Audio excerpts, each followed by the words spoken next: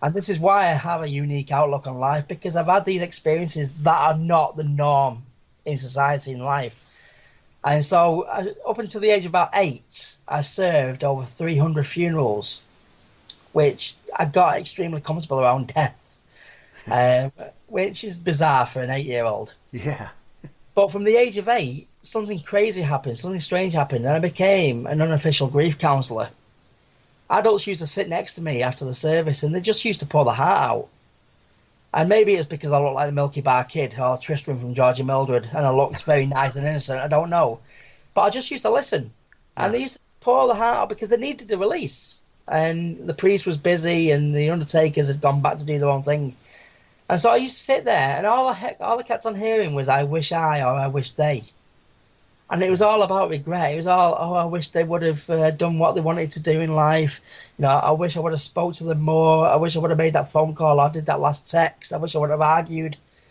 And so I went back to the priest and I said, look, how do I live a life of no regret? Which is stupid for an 8-year-old to ask. You know what I mean? It's bizarre. And amazingly enough, the priest turned around to me and said, to live a life of no regret, you need to make peace with your decisions immediately, both good and bad. And from that very first moment I walked out of that church that day, I made a vow that I would make peace with every single decision I make. So if you put me into an awkward position, I made peace with it. If you put me in a great position, I made peace with it. I had all the facts in front of me. I was making decisions with a sound mind, and so therefore it's not possible to regret something you did with a sound mind with all the facts. And it was very black and white for me.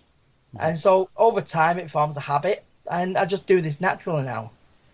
But I get a lot of people who tell me, but what about the time, I got drunk really badly and I was sexually assaulted or I was assaulted? And I turned around to me and said, well, was you so drunk that you had no control over what you was doing?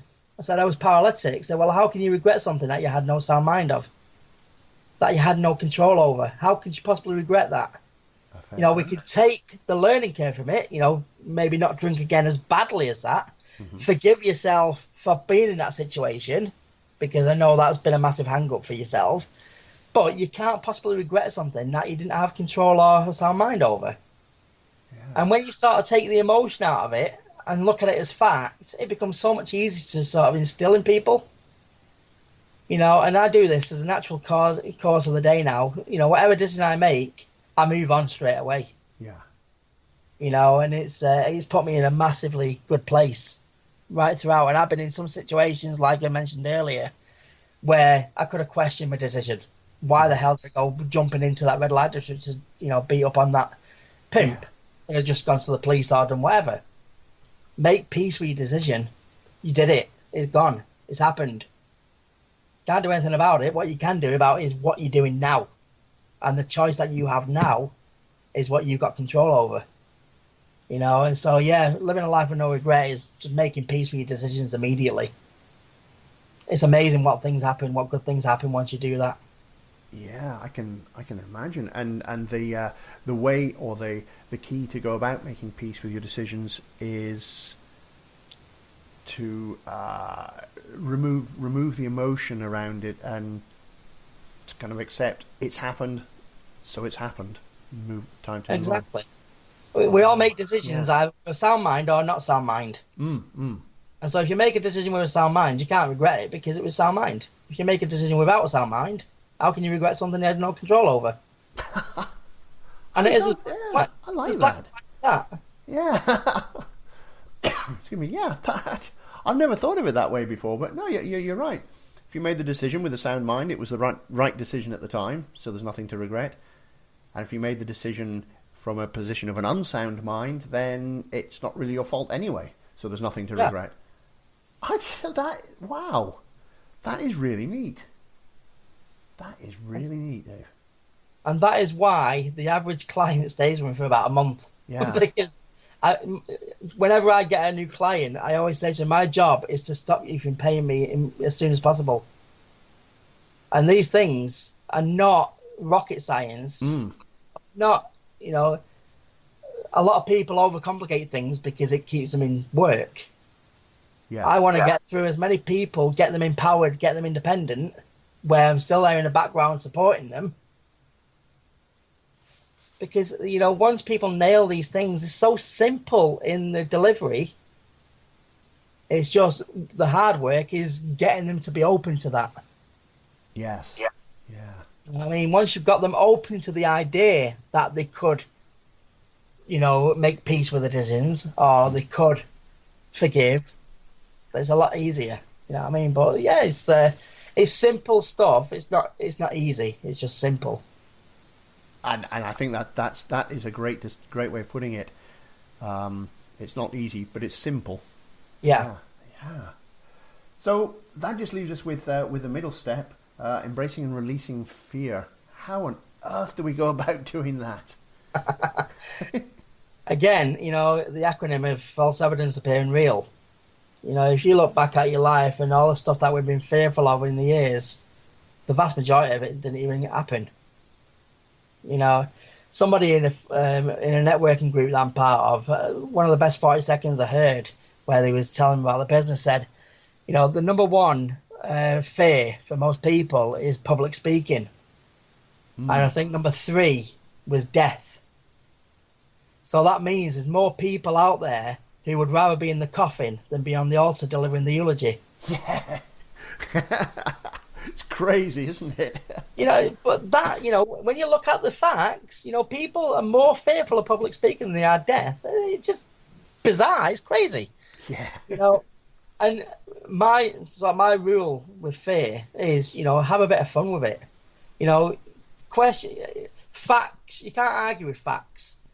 So if we go back and look at the stuff that people have been fearful of, and then look at the outcome, and then say 90% of the time their alternative storyboard didn't happen, then it's pretty easy to sort of remove that emotion. Right, okay, these are the facts. So, fear's good in a way. Fear was there really to save us from the saber-toothed tiger. Yeah. You know what I mean? We've moved on a little bit since then. We have stray dogs every now and again, but nothing major. Not quite the same. Not quite the same, exactly. And some fear is good. I get anxious when I speak. I get a little bit sort of et up, and I can't talk to people for about 5 minutes because I feel, I do feel a bit sick. But I use that fear. I do it in spite of that fear. And I channel that fear to become a good use of my, my energies. Yeah, yeah. But one example, I was homeless when I was 16, and I was living in some disused masonettes in Salford, and I was living above a drug dealer's squat, and I heard some terrible things down below. There's people getting tortured. There was screams. It was horrendous. And the crazy thing is, I didn't think about moving. I could have gone to another mason. I stayed there. Crazy. But I didn't sleep for about 4 or 5 days because I was conscious that if I made a noise, these guys downstairs would hear me. Anyway, long story short, I fell asleep and I moved and the floorboard creaked. And within seconds, 3 men burst in with balaclavas on and gave me a good pasting. They thought it was the police doing a stakeout. They didn't realise I was actually trying to get some warmth. Yeah. Anyway, long story short, I spent about a month panicking, thinking, what if I see them again? They're going to kill me. They're going to cause me harm again. I'm not going to be safe. I'm going to have to move out of Salford. And after about 3 or 4 weeks, I realised, you know what? Nothing's happened to me. I'm walking around Salford. I'm safe. Yeah. These guys had balaclavas, so A, I wouldn't recognise them anyway. True. And B, it was dark. I was in a sleeping bag, so they would have only seen my face and probably not even much of my face. So they probably wouldn't even have a clue who I was as well. Yeah. So I'd created all this fear, and my life for about a month, it was non-existent. I may as well have been dead. And as soon as I realised and looked at the facts, you know what is the point of me being fearful? I carried on with what I was put on this earth to do at this time of my life, and I went on and actually set up my childcare club. But that was delayed by a month of me having fear. Yeah. You know, and so it serves no purpose being fearful. It serves no purpose because we've got no control over stuff. I live by the circle of influence. I influence and control stuff that can be controlled, and I don't sweat the other stuff. You know, so people say, "Oh, aren't you fearful of your kid getting knocked over or whatever?" You know, well, no, because A, I take him to school and back, so he's not going to be in a situation at this moment in time. But I've controlled what I can by teaching the highway code and teaching the, you know, how to cross the road safely, how to look left, right, etc. So I've done what I can to make sure my son is safe. Yeah. So why would I spend a moment now being fearful that he's going to get run over? Yeah, that makes sense. It doesn't serve any purpose being fearful. Yeah, yeah. You know, a little bit of fear is good for you, but not when it starts consuming you. That's when you need to start having a word with yourself. Yes, and I think you raise a very important distinction there. As you say, a little fear can be good for you. You mentioned that before you speak on stage, you have a bit of nerves. I know I work with a lot of performers, singers, actors, those sorts of people, and a lot of them have not massive nerves, but a little bit of maybe a little bit of butterflies in the stomach, or they feel a little bit nervous before going on. And speaking to them, every single one of them says, you know what, the day I don't feel that frisson of nerves is the day that I give up, because that's the day I no longer care about what I'm doing. Yeah. So it's a world of difference from stage fright or having full-on anxiety attacks before going on stage. That's no good. But just that little bit of just a little bit of nerves there can be a good sign. It's a sign that you're emotionally invested in what you're doing, that you care about it. It's a sign that you're alive, I guess, basically. So you're right, a little bit of fear can be good, but it's when that fear becomes overwhelming, becomes debilitating, and as you say, it's fear about something that A, ain't going to happen, and B, you've got no control over. That's the kind of fears you need to let go of. Exactly. You're worrying about stuff that's not even happened. You're worrying about stuff that's not even happened. Yeah. You know, I'd sort of understand if you was worrying stuff that's going through at the moment. Yeah. You know what I mean? But stuff that's not even happened to be fearful of is just, you know, it's something that needs to be sorted immediately, and it can be quite easily. Yeah. Yeah. We're nearly at the end, but I've got to ask you, talking of things that nearly happened, I've heard that apparently Barry Manilow very nearly got you shot and killed. What the heck's that all about, David? I know, I need to meet him so I can forgive him in person. Yeah. Well, basically, I'll be very quick because I'm conscious of the time.